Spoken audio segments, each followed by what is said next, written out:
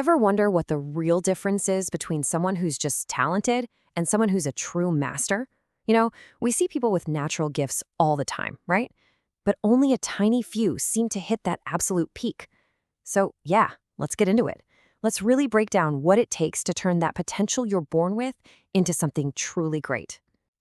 Okay, so first things first, we've got to tackle this huge and honestly kind of misleading idea about success.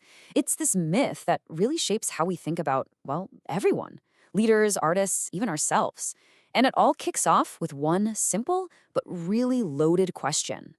So let's just put it out there. Are some people just born great? Is it all just a roll of the genetic dice, a destiny that's set in stone from the moment you're born? This is a huge question, and thinking about it usually leads us to two totally different and, spoiler alert, totally wrong answers. And this, of course, brings us to that classic age-old debate. Is greatness born, or is it made? It feels like you have to pick a side, right? But here's the thing. Getting stuck on either extreme is a huge trap. It's a false choice, and it really limits how we think about our own potential. So check this out.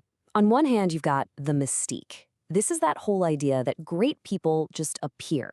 They kind of just show up, fully formed, like magic. It's all a big mystery. Then, on the complete opposite end, you have the technique. This is the belief that, hey, anyone can become great if they just follow a 10-step plan or read the right books. The problem? Both of these ideas are missing the point entirely. And this quote from R. Clinton just hits the nail on the head. He talks about these two opposite mistakes. See, if you believe it's all mystique, you become passive. You think, well, I wasn't born with it, so why even try? But if you think it's all technique, you can burn yourself out trying to follow a formula that just doesn't fit your natural gifts.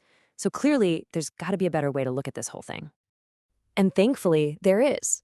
Let's completely reframe this whole born versus made thing with a really cool metaphor.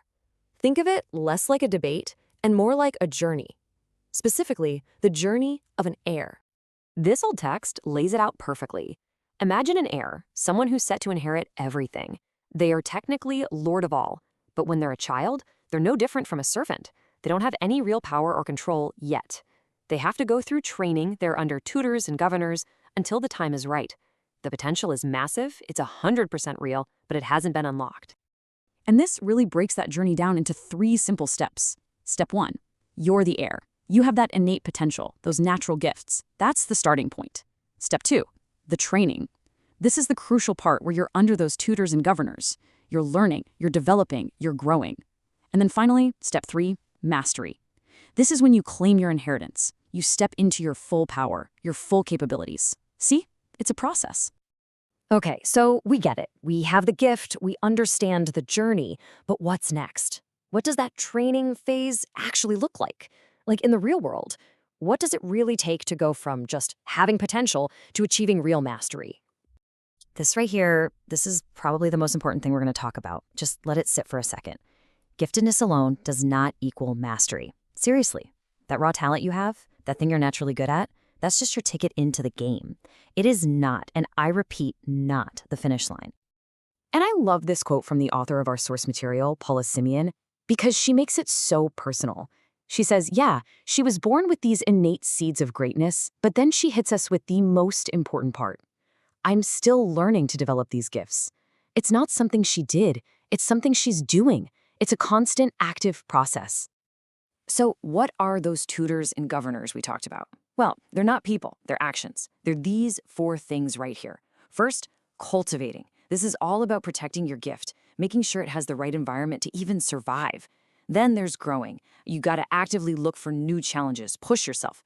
Next, developing. This means you're intentionally building skills and systems around your natural talent. And last but not least, fine-tuning. This is the deep work, polishing your craft, obsessing over the little details that make all the difference. These action words, this is the work. This is what turns that potential into real power. All right, let's bring this all home. Let's make this about you. We've busted the myth, we've talked about the heir's journey, we know the actions it takes. So, what does all this mean for your untapped potential? This is really the big question the source material wants us to grapple with. It's a total call to action. It's designed to shift us from just kind of passively having a gift to actively asking, okay, what am I actually going to do with this? How do I step up and take charge of my own potential?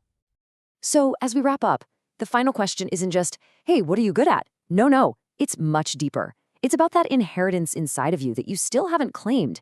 I want you to think about that one seed of greatness in you that's just waiting for you to cultivate it. So, the real question, the one I want to leave you with, is this: what are you going to do to become its master?